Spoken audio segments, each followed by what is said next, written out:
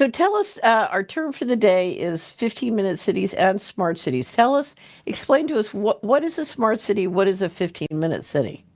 Well, originally, I think they had a plan because they had in England they had the Smart City Index in the mid to late 2000s, and it was seven or eight cities in the UK, and Bristol and London were really the flagship smart cities, and they were putting in infrastructure into those smart cities, like the Internet of Things, putting all the AI in, trying to get everything to work in this very efficient system.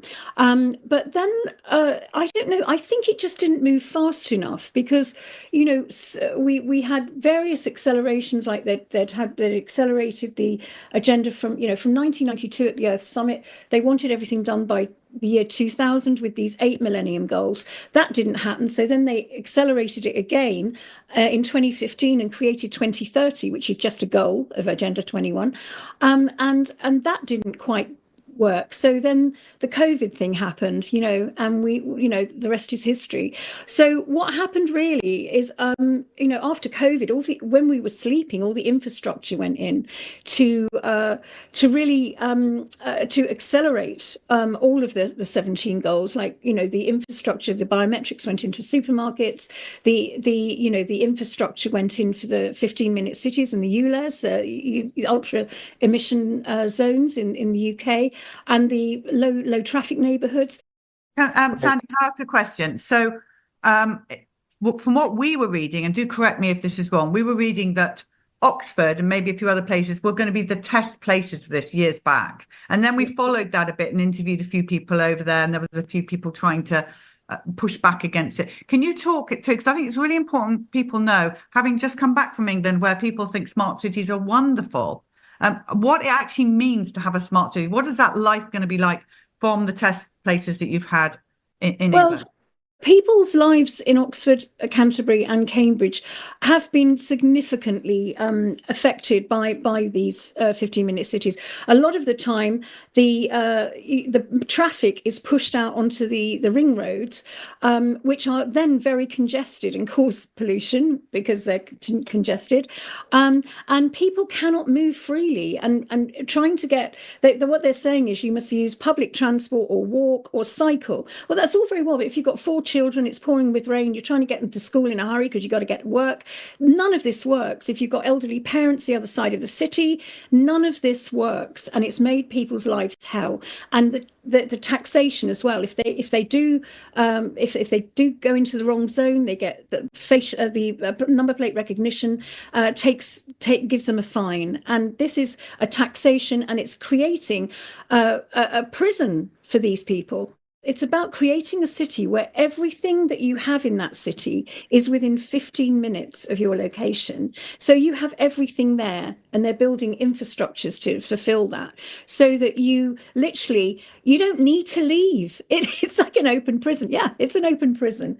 So the whole thing is dystopian. A lot of people think it's saving the planet.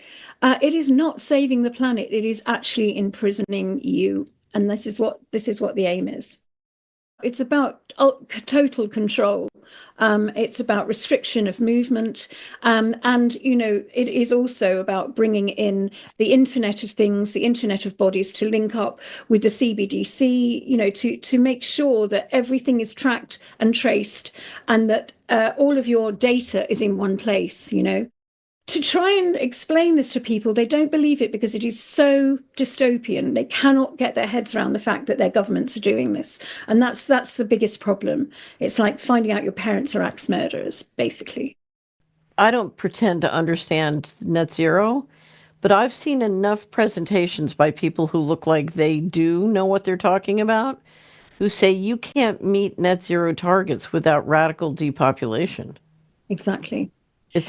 Do you think that's the case? I do. I mean, I actually, Lou did flag up the the Absolute Zero report, which is UK specific. The Absolute Zero report was something that was debated in the House of Lords, and asked, they called for it to be put into immediate action, and it calls for all the airports and in the UK to be closed down by 2050, by 2049. No shipping in or out of the UK by 2049.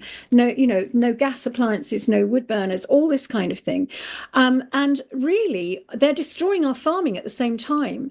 And Right. it's my view that, apart from what's going on with the general depopulation that we're seeing in health, we also could easily have rationing and they're trying to starve the UK, in my view, because of the awful draconian measures they're putting on our farmers and covering our land in renewable energy, which is useless. When the sun doesn't shine, the wind doesn't blow in the UK, it's producing nothing, absolutely nothing.